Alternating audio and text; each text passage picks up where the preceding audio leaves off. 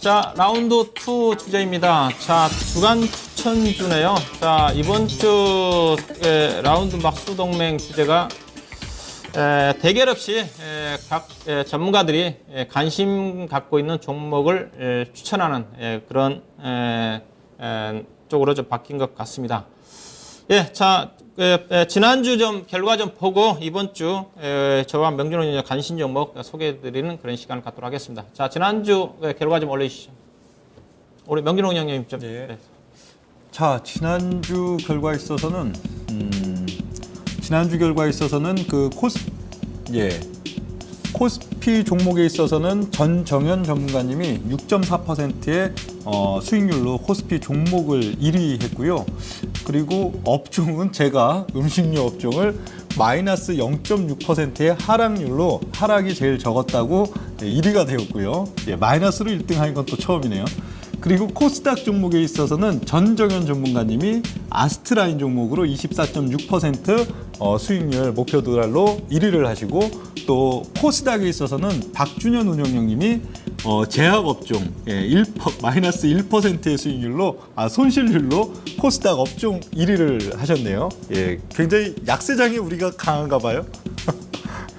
예, 전반적으로 지난주 시장이 어떻게 움직였는지 좀 알 수가 있었을 것 같네요. 그래서 자, 우리 명준호 의원님 좀 리뷰 좀 한번 해주시죠. 지난주에 음식료 업종에서 어떤 종목을 좀 골라주셨습니까?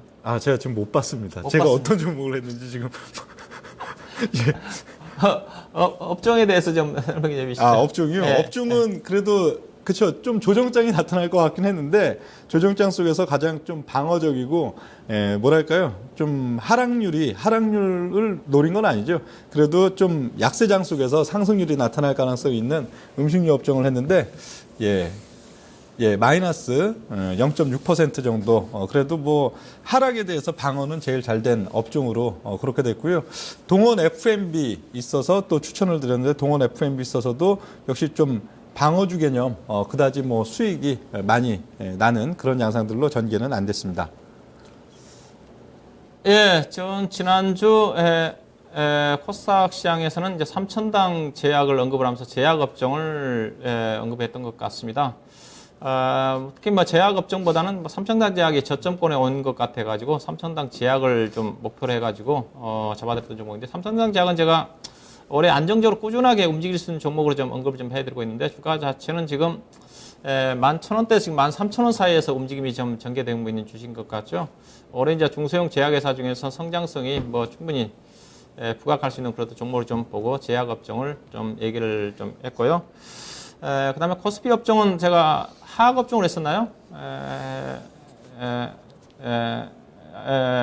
증권 업종을 했었네요. 그 전에 제가 하락 업종을 했던 것 같고, 증권업종 이제 대신증권을 이제 언급했었는데, 그 이후로 이제 유동성이 이제 급격하게 지금 하회부터 꺾여버렸기 때문에 증권업종이 그 이후로 좀 약간 저도 개인적으로 약간 보수적으로 접근한 상태인데, 오늘 주가 좀 하락이 좀 많이 나온 것 같습니다. 실적은 좀 좋게 좀 나와서 유동성을 기대를 했었는데, 유동성이 꺾이다 보니까 전반적으로 좀 약세를 좀 보였던 것 같고요. 일단 증권업종은 추가적인 하락은 크지는 않을 것 같습니다. 그렇지만 오늘 급격하게 꺾였기 때문에 일단 반등을 이용해서 그쪽에 비중이 많이 갖고 계신 분들은 트레이딩 관점에서 접근을 좀 해야 되지 않겠는가. 자, 그렇게 좀 말씀 좀 드리고요. 자, 이번 주 이제 종목 대결 아니고 이제 종목을 이제 추천하는 수익률 대결은 아닌 것 같습니다. 우리 명준호 의원님 관심 종목 한 종목 좀 골라주시죠. 네, 이번 주 좀 관심 종목에 있어서는 좀 시장의 중심 종목보다는 좀 시장의 중심에서 좀 벗어나 있는 종목으로 가겠습니다. 오늘 좀 코스피 있어서도 종목들, 업종들 좀 쭉 차트를 두들기다 보니까 지방은행들이 눈에 많이 들어오더라고요. 뭐 대구은행, 뭐 부산은행, 그리고 전북은행, 지방은행주들이 차트도 눈에 들어오고, 나름 요즘 또 실적 발표 나오는 것들도 괜찮게 나오고 그래갖고요. 또 그중에 차트를 또 봤더니 요즘 다 영어로 바꿔놨죠. 뭐 JB 금융지주, DGB 금융지주 이런 식으로 좀 바꿔놔갖고 다 지방은행들인데요. 차트는 좀 전북은행, JB 금융지주 차트가 제일 좀 힘 있는 좀 차트를 지금 보여주고 있어갖고, 오늘은 JB 금융지주, 전북은행, 요걸로 한번 가져와 봤습니다. 전북은행에 있어서는 작년도 말에 이제 그 광주은행을 인수했죠. 광주은행을 인수하면서 볼륨은 상당히 좀 커지는, 볼륨이 커진 면들은 역시 이제 과거에는 전북은행에 대한 실적만 반영되던 것이 앞으로 이제 올해부터는 좀 광주은행에 대한 그 실적까지 같이 이제 겹쳐지다 보니까 실적의 볼륨이 상당히 커질 수 있는 그런 면들이 되겠습니다.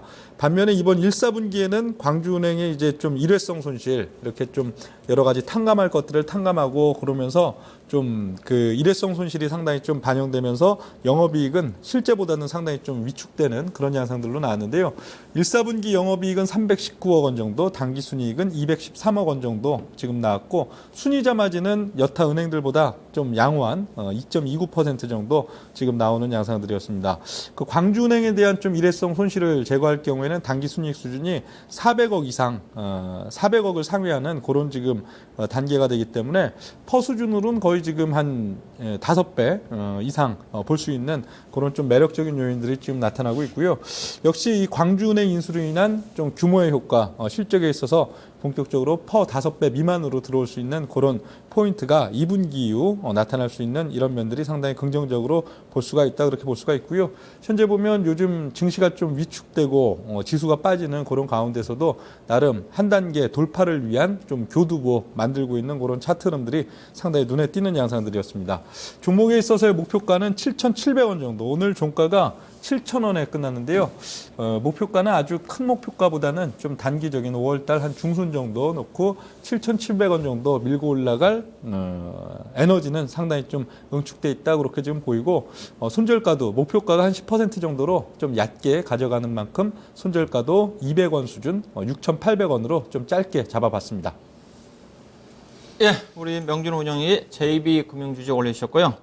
자, 저는 대한유화라는 종목을 골라봤습니다. 대한유화는 제가 좀 많이 좀 경기 관련 종목들은 잘 매매 안 하는 스타일이었는데, 대한유화는 제가 꾸준하게 관심을 갖고 있는 종목인데요. 일단은 이 종목은 실적입니다. 조금 전에 제가 하학업종에 대한 실적이 좀 언급했었는데, 하학업종의 실적 중에서 그래도 가장 올해 현재까지 1분기 실적을 발표된 기업 중에서 가장 서프라이즈한 기업을 딱 두세 개를 꼽으라 한다면, 제가 보기엔 효성인 것 같고요. 그 다음에 대한유화인 것 같습니다. 대한유화 같은 경우 1분기 영업이익이 544억 나왔습니다. 근데 이 회사가 원래 실적 발표되기 전에 가이던스가 꾸준히 상향 조정된 수치가 309억이었거든요. 근데 309억에 거의 70% 정도를 상회한 544억이 나왔으니까, 당초에 본래 대한유화가 2월달까지만 한다 하더라도 200억대 영업이익이었거든요. 그게 크게 상회한 그런 실적이 나왔던 것 같습니다. 근데 이 실적 자체가 1분기만이 아니라 2분기 때 더 좋아진다는 거죠. 2분기 때는 이 회사에 새롭게 가동되는 2호라는 그 신규 설비가 본격적으로 가동이 됩니다. 이에 따라서 매출액 증가와 함께 현재 기존의 P라든가 HTP 회사 주력 제품에 대한 현재 스프레드 마진 자체가 1분기 때보다 더 좋습니다. 또 2호 제품 가격 자체도 상당히 좀 괜찮기 때문에, 그래서 2분기 같은 경우도 1분기에 이어서 분기 단위 사상 최고 수준의 650억이 넘는 영업이익을 낼 것 같습니다. 이에 따라서 이 회사의 올해 영업이익 자체가 표를 보시게 되게 되면, 작년에 회사가 1년 동안 699억 영업이익이 났었는데 거의 1,600억 정도까지 영업이익이 증가될 거라는 전망이니까, 최근에 실적 발표 이후에 이 회사의 주당 EPS가 24,000원까지 상향됐어요. 이게 얼마만큼 이 회사가 실적이 상향 조정이 됐냐면, 회사가 제가 투자자문 업종 강연회 때 제가 하학업종을 분석해 드릴 때, 그때 대한유화를 분석할 때 주당 EPS가 10,000원이 안 됐거든요. 근데 현재 불과 2개월 만에 주당 EPS가 24,000원까지 상향 조정됐다는 거죠. 즉 2달 만에 이 회사의 실적 자체가 거의 150% 정도 실적이 상향 조정됐다는 겁니다. 그러다 보니까 주가는 6만원대에서 18만원까지 200% 가까이 상승했음에도 불구하고 현재 올해 예상되는 가이던스 기준의 주가 수익비율의 PER이 7.6배 되는 수준입니다. 7.6배. 7.6배면 현재 하학업종 중에서 실적 상향 조정된 걸 감안해서 LG화학이 PER이 지금 15배입니다. 15.5배고, 그 다음에 롯데케미칼이 12배입니다. 그걸 감안한다 한다면 여전히 주가 싸다고 좀 봐야 되겠죠. 과거에 이제 대한유화 주가 자체가 상대적으로 할인을 받았던 부분 자체가 예사가 제품 자체가 단순했거든요. HTP라든가 PE라든가. 근데 예사가 이제 어느 정도 이제 사업 포트폴리오 자체가 조금 전에 이오라는 제품 자체가 새롭게 가동이 증가되고 또 2016년도에는 또 새롭게 NCC 쪽에 추가적으로 투자를 합니다. 그에 따라 사업 포트폴리오 자체가 다변화됐기 때문에 그동안 할인을 받았던 부분 자체가 충분히 해소가 좀 되지 않겠는가. 그렇게 좀 보시면 될 것 같고요. 이에 따라서 최근에 실적이 좀 전개가 좀 되면서 증권사에서 제시하는 목표 가격이 최근에 30만 원까지 나옵니다. 예사가 본래 3월 달까지만 한다 하더라도 목표 가격이 10만 원대였거든요. 즉 불과 2개월 만에 목표 가격이 200% 가까이 상향 조정됐다는 거죠.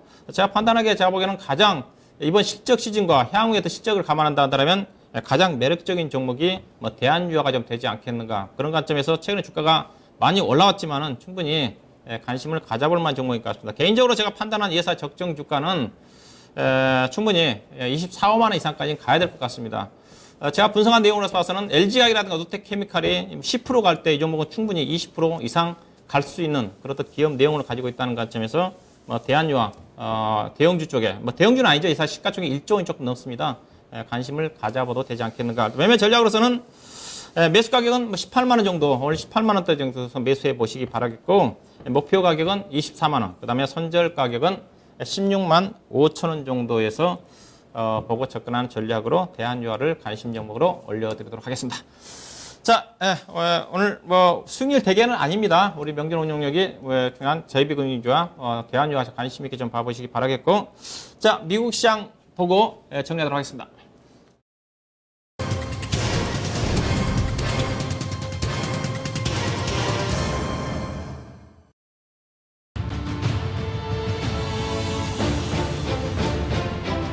안녕하십니까. 미국 현지에서 김선영입니다. 지난달 미국의 민간 부분 고용이 예상보다 부진했다는 뉴스가 최근 제기됐던 연준의 금리 조기 인상에 대한 우려를 다소 감소시키는 역할을 하면서 뉴욕 증시 상승 개장했지만 IT 업종의 약세가 이어지며 곧바로 하락 반전된 후 현재 3대 지수 모두 약세입니다. 고용 관련 업체 ADP사에 따르면 지난 4월 미국 내 민간 부분 고용이 16만 9천 명이 늘어나는 데 그쳐 예상치였던 23만 건에 크게 못 미친 것으로 나타나면서 2년 만에 처음으로 20만 건에 미치지 못한 것으로 나타났는데요.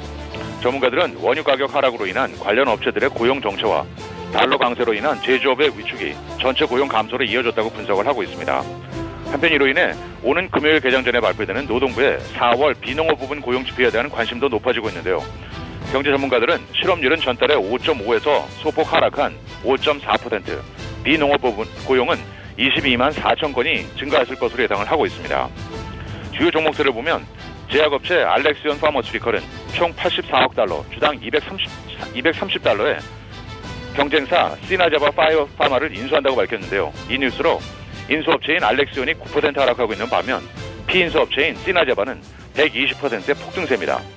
건강식품 직판업체 허벌라이프는 예상을 상회한 실적을 내놓으며 16%가 급등하고 있는 반면 소셜 커머스 업체 그룹폰은 예상에 부합한 실적에도 불구하고 매출이 부진했다는 분석에 현재 3.6% 하락세 보이고 있으며 미 3위 신용카드사 아메리칸 익스프레스는 증권사 번스틴의 투자 의견 상향 조정을 받으면서 현재 1%의 상승세입니다. 유럽연합 EU가 구글, 아마존, 페이스북 등 시장 지배적 위치에 있는 거대 인터넷 기업의 경쟁 위반 혐의에 대해 광고에 의한 조사에 착수한다는 소식입니다. EU 집행위원회는 검색 엔진과 전자상거래, SNS 등의 온라인 플랫폼을 보유한 인터넷 기업들이 경쟁 업체들에게 불이익을 초래했는지 수집된 정보를 부당하게 사용했는지 등에 대해 여부를 조사할 것이라고 발표했는데요. 집행위원회 측은 EU의 디지털 단일 시장 전략을 발표하면서 온라인 서비스 시장의 국가 간 장벽을 철폐함으로써 유럽 경제를 활성화시킬 것이라고 밝혔습니다. 모기지은행 MBA에 따르면 지난 주간 미국 내 모기지 신청 지수가 금리 상승으로 인해 이 전주 대비 4.6%가 감소했습니다. 항목별로는 기존 대출의 재융자를 위한 리파이낸싱이 8.3%가 감소했던 반면 주택구입용 신청은 0.8%가 증가했으며 지난 주간 30년 고정 모기지금리 평균은 이전 주에 3.85%보다 소폭 상승한 3.93%를 나타내고 있습니다. 마지막으로 내일은 노동부의 주간 실업수당 청구 건수와 연준의 3월 소비자 신용, 알리바바, CBS 방송, 리맥스 홀딩, 진가, 스프라우트 파머스 마켓, 처치앤드와이트 등이 지난 분기 실적을 발표할 예정입니다. 지금까지 미국 현지에서 김선형입니다. 예, 자, 미국 시장까지 좀 보고 왔습니다. 수요일에 맞수혈전 저희가 준비한 내용은 여기까지입니다. 다음 주 수요일에 다시 찾아뵙도록 하겠습니다. 고맙습니다.